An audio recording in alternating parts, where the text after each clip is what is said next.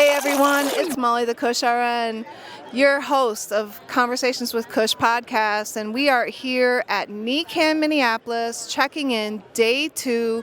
We have an incredible content lineup for you to see. We've heard from the voices of many people in this industry here local to Minnesota and beyond. So we're hearing stories about hope and challenges and pivots and community and policy change and how we move things. So I am sitting down today, graced with the pleasures of my good friend Mike Lomuto, who is no stranger to how we move policy and develop communities in this space. Mike Lomuto, thank you for being here.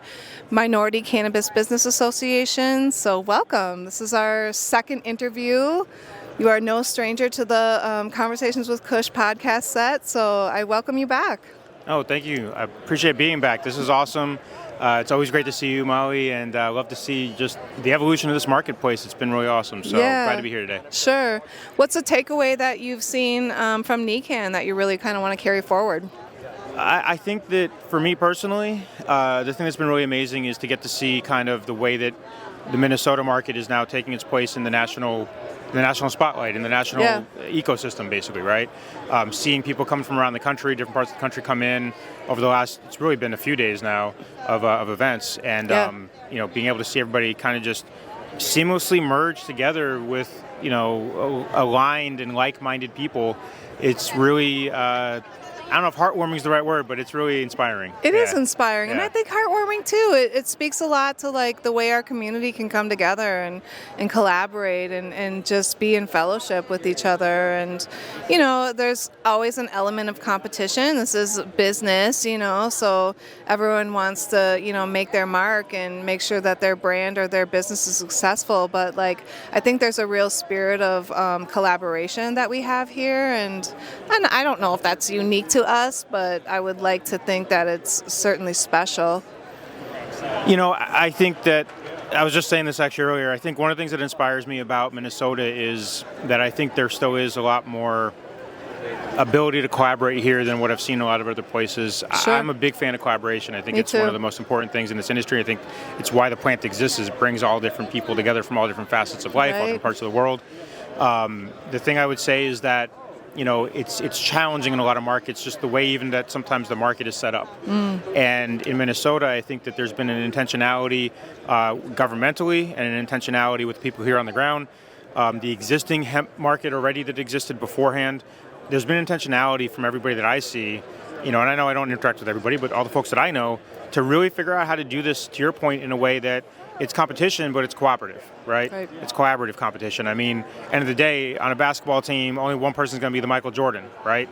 But everybody there is a serious competitor competing for that spot, and as a result, the entire team does better, right? And I think that's what we have here. And we have our role to play, right? Yeah. We all have our role to play, and when we're working as a collaborative, a team effort, we do better. We win, right? Yeah, absolutely. So tell me a little bit, or tell my audience a little bit about the Minority Cannabis Business Association. Yeah, so we've been around for about a decade now. I have the privilege of standing on the shoulders of a lot of giants that came before me. I serve currently as the chairman of the board, and we basically are here to represent and work with and collaborate with and bring together minorities all across the industry, from state to state and within states. We see ourselves as a business resource hub, basically, right?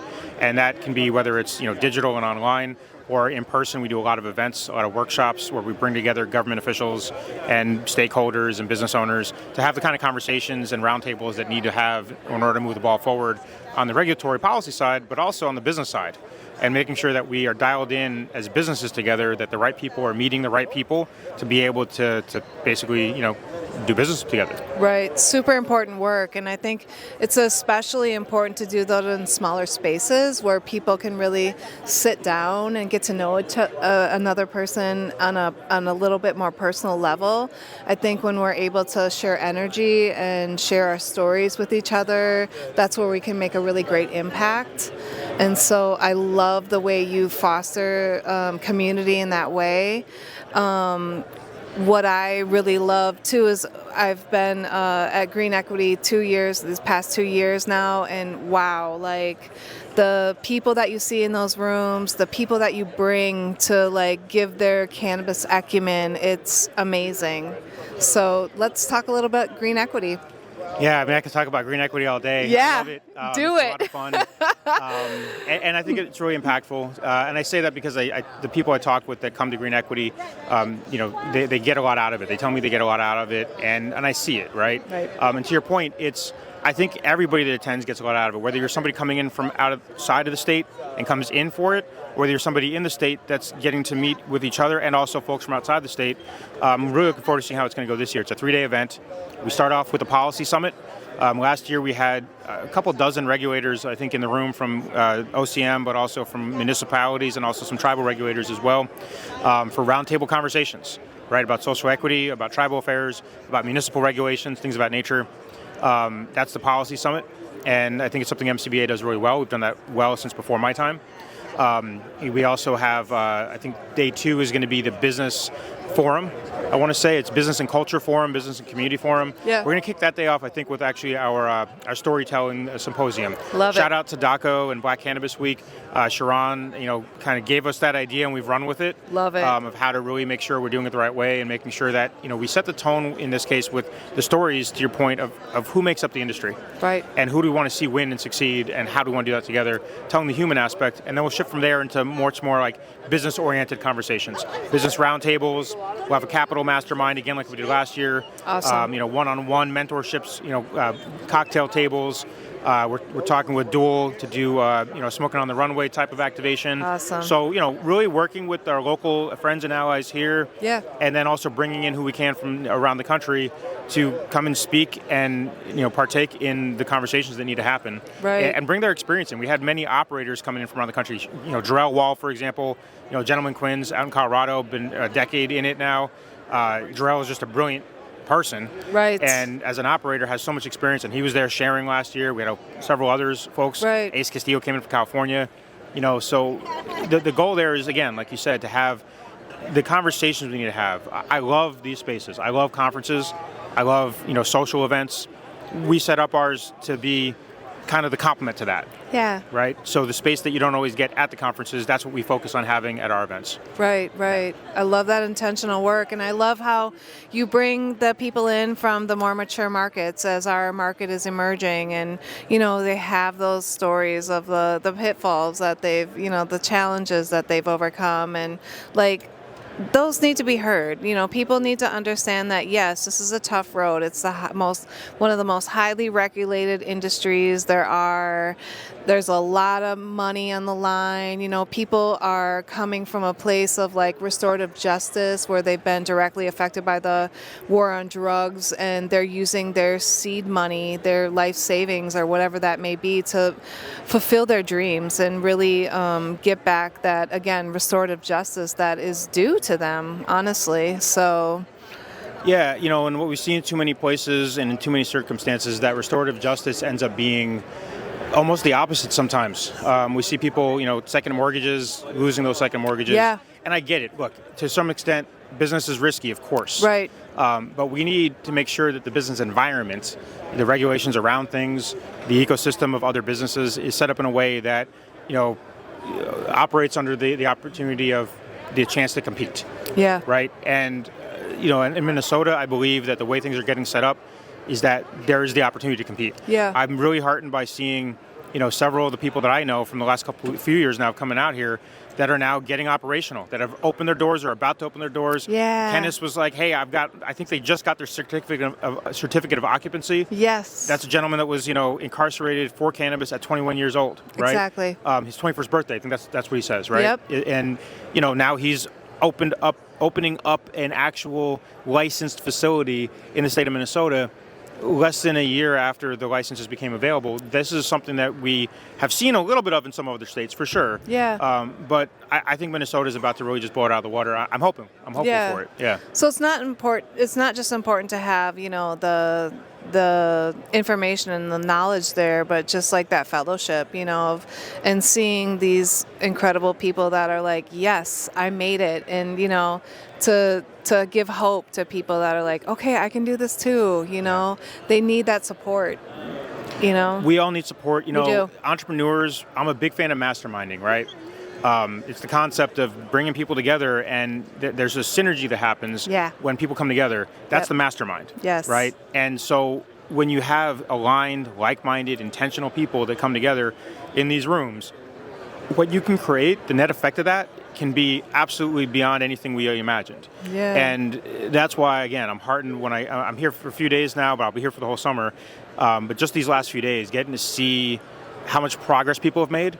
And the fact that, like somebody said earlier, I don't know what the exact word was, but envy with compassion, or cooperation without envy. Like, you don't have to envy one another. Right. Be competitive without envy. Right. Going back to what you're saying, and I feel that that's something that is strong in this marketplace. Right. So looking forward to seeing that continue to develop. Yeah, we all do better when we do better, right? Yeah. If I'm, up here, I can lend you a hand and pull you up, and hopefully, people are just continuing to that line of spirit, that energy. So it's much needed. So you have got your hands in quite a few things, sir. So like, what's next?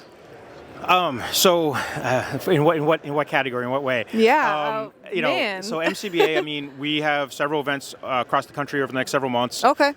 We've really been taking seriously the fact that we are now in our second decade. Yes. And so we're looking to build out this resource hub the right way, do events with intention throughout the country that link up with each other. Green Equity is meant to become somewhat of a flagship. We have a couple other flagship events that we've started to really develop even further. We'll be in Oklahoma City in June for CANRA, and then the day after we do a workshop there. We've done it now 3 years in a row after CANRA. They've been great, to work with, the Regulators Association. Sure. We actually did the one here a couple years ago, the day after CANRA, and that was an amazing event. Yeah. I'm trying to think what other events we have coming up. I'm drawing a total blank on that. That's okay. Personally, I also, something I've been working on for a few years now, the Alliance of Cannabis Trade Associations. It's exactly what it sounds like, an alliance of cannabis trade associations where we come together as trade associations to, again, not compete with each other, but share Right. resources, share battle stories, share the things that we're going through, and share information. So that's something we've definitely been working on. And what kinds of businesses will be present in that space? So that's primarily a group of other trade associations, but we do have certain things. Like last year, we did an informational session and Ask Me Anything with Wanda James. Shout out to Wanda. Oh my gosh! Yes. Running for U.S. Congress to basically be a champion for our industry. Love that. So we did we opened up to all of our different members, and so you had a much more diverse room as far as not just trade associations, sure. right? But that's primarily trade associations for trade associations. Yeah. Well, you have so many powerful voices in your amongst your community. Dr. Adrian is incredible. Dwayne Johnson out in Colorado doing his thing with Tetra. That's the Rock. Yeah. Dwayne Benjamin. Dwayne Benjamin. Excuse me, Dwayne. No, all good. Doing his thing with Tetra and just really Shout out to Dwayne. curating a beautiful space for people to come and have consumption and enjoy cannabis. Wanda James, also from Denver. Like, that's awesome. One of our founding board members, I believe. Yeah. Actually, yeah. Okay, cool. Yeah. So the trade association, and there was one more thing that you mentioned earlier.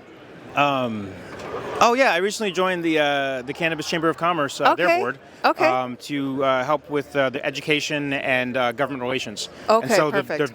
The Denver event we're doing on July 14th is actually going to be done in partnership with BIPOCAN, Ernest Toney, and the work that they're doing out there with their mentorship program. And then also the Cannabis Chamber of Commerce's chapter in Denver. So it'll be a nice all-day kind of a thing. We'll do the afternoon workshop and then do the happy hour afterwards. Yeah. I love that you always are bringing a policy component into it, because this is how we, as business people, get things done. When we are tapped into our legislators, we come to them and say, hey, I have this problem. Please make legislation that, smooths over that gap for me. And I think, just empowering people to know that their voices really matter in those spaces. And not just that they matter, but they're really powerful. Politicians tend to pay attention to their constituents. I was just talking about this with somebody else, and government moves slow. That's the first thing we need to kind of sometimes recognize, right? Yeah. It always moves slower than we want it to. Right. It often moves slower than the people that we're talking to in government want it to as well. Right. All right. That said, I believe strongly that as business associations made up of businesses, right, we actually have a lot more voice than we sometimes think. And each individual business has more voice than they think as well. One story that came out of a workshop we did recently was somebody that was working with a government official was like, hey, my phone's blowing up. And so the person asked them, how many people does that mean? And it was like 13 people, 17 people. It's not hundreds of people necessarily on every single issue that are reaching out, or thousands. Sometimes it's just a handful, but it's that handful of constituents that they actually go, oh, wait, we got to listen. Because these are business owners. If you're a business owner, plug in. That's something I'm always telling business owners to do, plug in, because a lot of the headaches you're having that you work in your business on, when you work on your business by connecting with other business owners and then also doing some actual policy work and stuff, you can actually see the results. It might take longer to see those results, but you will be able to see the results over time. Yes, plug in as a business person, but also plug in as a patient. Absolutely. There's no one in this space that isn't using cannabis as medicine, right? And so we need to drive home that, cannabis has been the thing that worked for us when nothing else didn't, or it's the connection that we make, between our loved ones or even with our own bodies sometimes. Plug in as a patient, even if you're not in a business, make sure that your needs are being met also by the legislative processes, and that the industry can keep pace with the things that you need by moving policy and making sure that it fits for you, right? 100%. I mean, a lot of us started as consumers or patients, however you want to call it, right? And I think that I don't want to say this, but I want to say this. Say it. I think that the way that things have been structured, there's a lot of divide and conquer, and it's not always intentional, I'll say that. Yeah. But I think that there's been a divide between kind of the medical and the patient movements and the social equity movements, right? Sometimes they're working in tandem, but sometimes, there's, jockeying for the same resources or the same person's ear when it comes to a government official. And, I think that the groups, like I'll say M4M, for example, Minorities for Medical Marijuana, one of the things I love about talking with, Eric is that over there is, they do a good job of centering both of those sides, right? How do we make sure we're moving towards social equity and also at the same time keeping patients in mind, right? Yeah. I think that's incumbent on all of us at the end of the day. And if you're a business, you have to understand your consumer, your customer, regardless of what industry you're in. In cannabis, there's so many more complexities due to the stigma that exists and due to the lack of research that has been done in some ways because we haven't been able to. Right. So I think that just being conscious of your consumer and recognizing everybody's a patient, like you said, in some capacity, even if it's for adult use, we're treating something. Exactly, So, yeah. And thank God for cannabis. Yeah, absolutely. Wonderful point. Best plant in the world as far as I'm concerned. But yeah. That's all I ever have to say. Yeah. And people are like, yes. Yeah, absolutely. Awesome. What else do you really want to come through about why people should tap into you, and who are you serving out there? I mean, minority-owned businesses in the cannabis space, right? Right. Minority leaders in the cannabis space, right? People that want to do business with minority-owned businesses and minority leaders in the cannabis space. We've been around for 10 years now. We're coast to coast. We're in many different states. Yeah. And we're really serious now about really building and scaling out. And so anybody that is serious about doing the same thing, wants to build their business, wants to build a movement together, and understands the power of collective, the collective, the collaboration. Right. That's who should reach out. Check us out. On LinkedIn and Instagram. We're on both of those places. Yeah. Minority Cannabis Business Association. I think you just search for that on LinkedIn and you'll find us pretty easily. Yeah. So yeah. I found you. That's for sure. Yep, absolutely. So one thing I just want to touch on too, because we've been in a couple of rooms together in the past few days here, and we talked a lot about capital at the Flourish Investment Forum. Yeah. I think that's a huge challenge for people, and I think it's an area where people really need to tread lightly and really vet the person that is maybe going to invest in them. And I worry so much about at the same time needing money, but then worrying about how vulnerable am I to set myself up into a position where I can still be successful. Let's just run through that real quick, the challenges and how people can really protect themselves. I mean, wow. Yeah, right? That's your last question today? I'm sorry. No, it's okay. So, look, I mean, I could say a lot of different things. There's two things that come to mind for me that I wanted to address here. So, this is an issue that we know exists, right? It's very much out there. Right. We are doing an event June 1st and 2nd in Jersey City, an East Coast regional convening. Awesome. And one of the tracks is actually a build lab. So we're going to come together with, this is with government officials from states up and down the East Coast, as well as advocacy leaders, as well as business owners, to literally work together on putting together some kind of resources, some kind of tangible takeaway from that event, and then we'll build from there. Sure. That helps people navigate some of what you're talking about. There's actually, we're finding that there's a lot of grants and government programs and loans and things out there that people aren't tapping into, actually they could tap into. Sure. That could be some of that seed money, so to speak. Okay. So that's one thing that we're also doing. And the other thing is, look, like for those programs and for investors, sometimes I get a lot of people that come and they're not actually ready for investment. Yeah. And so the only people that are going to invest in those folks a lot of time are very predatory. Sure. And so you end up in a bad situation that way. The way you avoid that is you get a lawyer. Yeah. And you get a lawyer that is not the same lawyer as your investor's lawyer. I've seen that so many times too. Yes. But you get your own lawyer that you feel comfortable with, that you can ask questions to, that you don't feel intimidated by. I always tell people, Dr. Adams, his number one thing is get a lawyer and get an accountant. Get them right away. Build relationships with them. If you don't feel like you have a relationship with your attorney, get a different attorney. Exactly. Right? You need them to be, you need to know that they're going to go to bat for you. They're going to actually review the documents properly, and they're going to actually have your back on things. Right. And then the other thing is link up with other business owners that have gone through it already. Yeah. Because other business owners have gone through it already. You're going to have those real life stories and insights that are going to help you. And you'd be surprised how many people are willing to give their insights and their time to help you avoid their mistakes. Yeah, I think people actually want to share those stories. Absolutely. Because they want to see people succeed and rise to the top. Yeah. Right? So, yeah.